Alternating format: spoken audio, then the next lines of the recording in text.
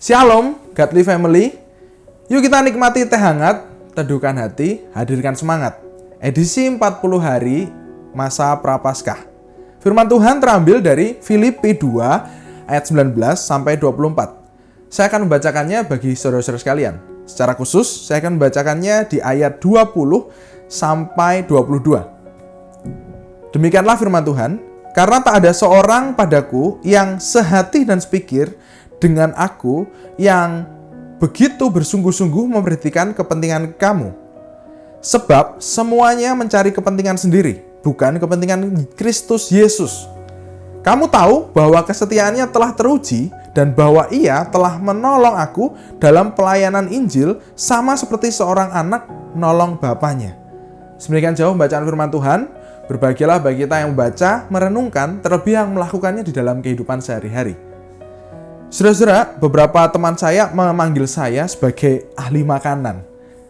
Selain sering mengomentari makanan di asrama dulu, saya seringkali memberikan beberapa rekomendasi makanan yang enak dan murah kepada teman-teman saya. Saya memberikan rekomendasi makanan tentu saja yang pernah saya coba dan yang saya rasa itu enak. Tidak mungkin saya memberikan rekomendasi makanan yang saya tidak pernah coba, apalagi yang tidak enak. Karena saya tidak mau menyesatkan orang lain, apalagi dibilang orang yang sembarangan begitu ya. Di sisi lain saya juga merasa senang kalau orang menyatakan makanan yang saya rekomendasikan itu enak, murah begitu. Ya seharusnya kita senang ya, memang melihat orang yang senang gitu. Orang lain senang, kita senang. Bukan melihat orang lain senang, kita susah gitu. Atau kita senang melihat orang lain susah gitu. Rekomendasi perlu diperhatikan kalau rekomendatornya terpercaya gitu ya. Rekomendasi perlu diikuti kalau rekomendatornya kita kenal.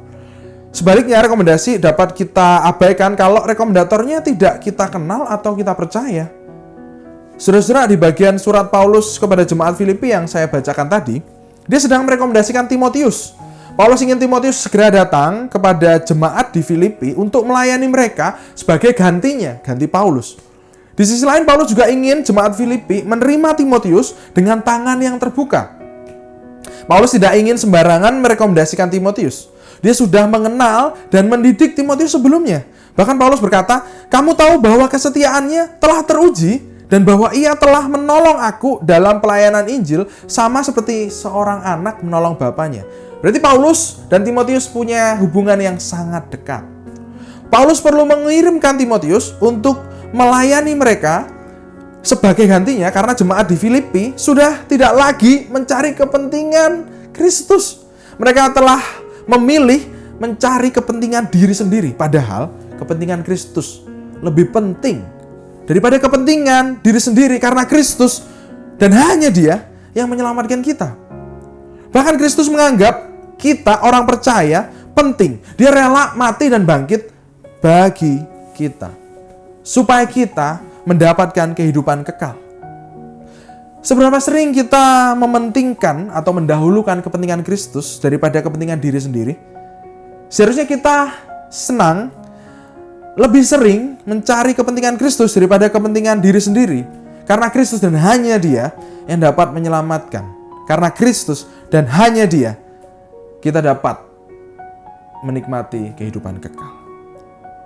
Paulus memberikan Timotius kepada jemaat Filipi untuk menolong jemaat Filipi untuk kembali mencari kepentingan Kristus daripada kepentingan diri sendiri. Yesus memberikan kita Roh Kudus agar kita senantiasa mencari kepentingan Kristus daripada kepentingan diri dalam kehidupan kita. Kiranya Roh Kudus menolong kita untuk lebih mencari kepentingan Kristus daripada kepentingan diri sendiri dengan memberitakannya melalui kehidupan kita sehari-hari. Amin. Mari kita berdoa. Terima kasih Allah Bapa, Engkau memberikan putramu bagi kami sehingga kami mendapatkan kehidupan kekal.